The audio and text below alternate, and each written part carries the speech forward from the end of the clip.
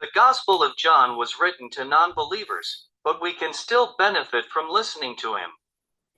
While you listen, recognize how John argues that Jesus is the Christ, Messiah, and the Son of God, Deity, by an examination of Jesus' life, works, signs, and teachings which he did by the will of God the Father.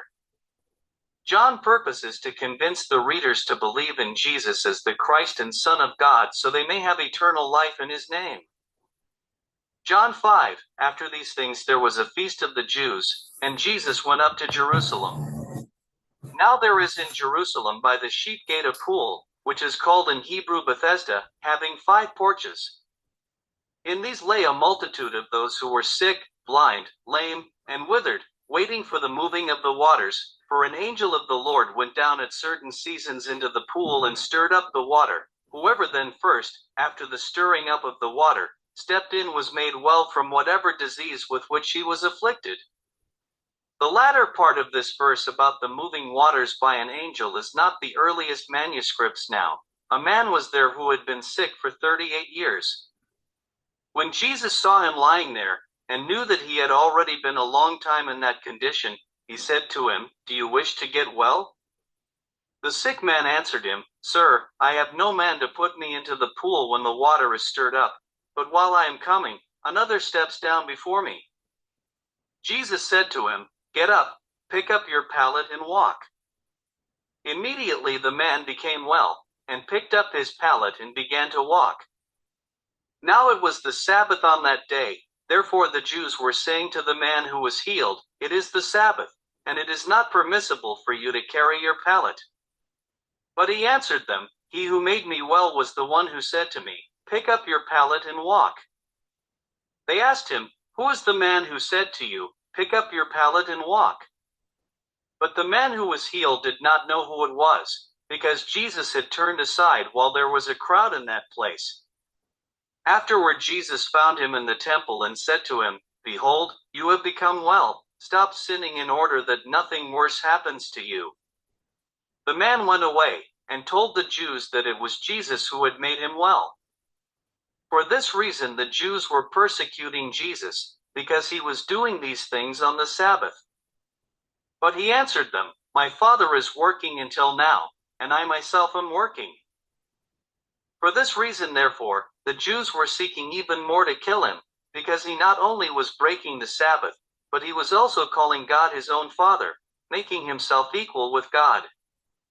Therefore Jesus answered and was saying to them, "Truly, truly, I say to you, the Son can do nothing of himself, unless it is something he sees the Father doing. For whatever that one does, these things the Son also does in the same manner.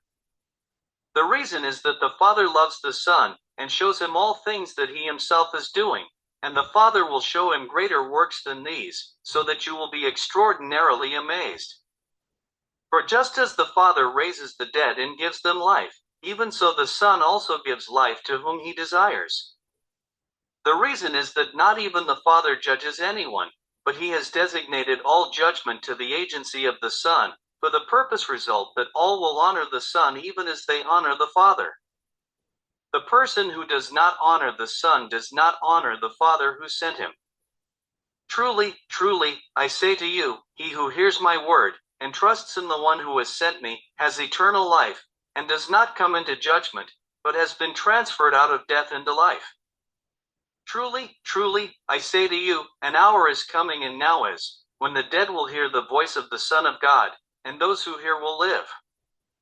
For just as the Father has life in himself, even so he gave to the Son also to have life in himself, and he gave him authority to implement judgment, because he is the Son of Man. Do not marvel at this, because an hour is coming, in which all who are in the tombs will hear his voice, and will come forth, those who did the good deeds to a resurrection of life, those who committed the evil deeds to a resurrection of judgment. I am not able to do anything by myself. Just as I hear from the Father, I judge, and my judgment is just, because I do not seek my own will, but the will of him who has sent me. If I testify about myself, my testimony is not confirmed. There is another who testifies of me, and I know that the testimony which he gives about me is true. You have sent to John, and he has testified to the truth. But the testimony which I receive is not from man, but I say these things for the purpose that you may be saved. That one was the burning and shining lamp, and you were willing to rejoice for an hour in his light. But the testimony which I have is greater than John, because the works which the Father has given me to accomplish, the very works that I do, these works testify about me, that the Father has sent me. And the Father who sent me, that one has testified of me. You have neither heard his voice at any time nor seen his outward form. You do not have his word remaining in you, for you do not trust him whom he sent. You search the scriptures because you think that in them you have eternal life. It is these that testify about me, and you are unwilling to come to me so that you may have life. I do not receive glory from men, but I know you, that you do not have the love of God in yourselves. I have come in the name of my Father, and you do not receive me. When another comes in his own name, you will receive that one. How can you trust, when you receive glorious honor from one another and you do not seek the glorious honor that is from the one and only God? Do not think that I will accuse you before the Father. The one who accuses you is Moses, in whom you hope. For if you trusted Moses, you would trust me, for he wrote about me.